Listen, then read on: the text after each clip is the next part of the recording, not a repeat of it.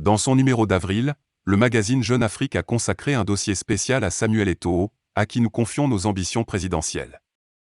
Avec sa popularité, beaucoup voient en lui un candidat solide et sérieux pour succéder à Paul Biya.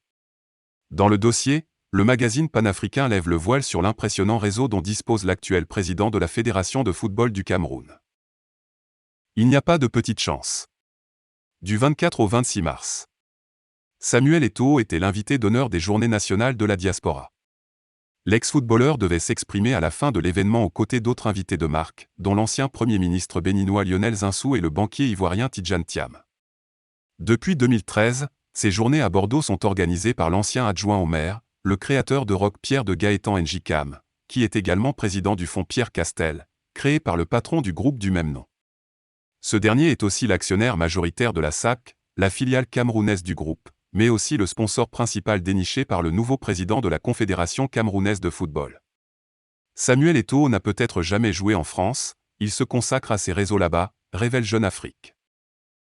En raison de sa relation compliquée avec le président de la FIFA Gianni Infantino et Patrice Motsepe de la CAF, Samuel Eto'o a suivi les matchs de la Coupe d'Afrique des Nations depuis la loge Total Energies avec Christophe Guilou, ambassadeur de France au Cameroun.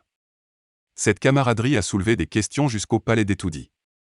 Comme l'Espagnol Xavi, le Brésilien Cafu, le Français Zinedine Zidane, l'Anglais David Beckham et l'Australien Tim Cahill, Samuel Eto'o a été nommé ambassadeur de la Coupe du Monde au Qatar en avril 2019, qui se déroulera du 21 novembre au 18 décembre 2022.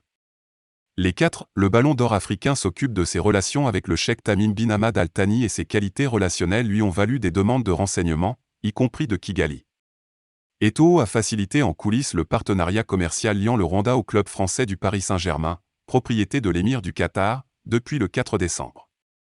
En Turquie, où il a joué à Antalyaspor Kulübü en fin de carrière, l'ex-attaquant a les portes ouvertes au palais d'Ankara, il est souvent reçu par le président Recep Tayyip Erdogan.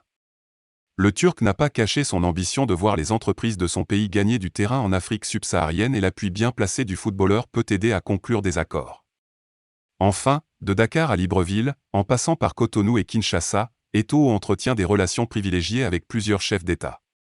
En RDC, il sera également présenté à Félix Tshisekedi, ainsi qu'à Moïse Katumbi, un allié hésitant du chef de l'État qui reste à la tête du tout-puissant Mazembe, le club de football emblématique de Lubumbashi. Magazine.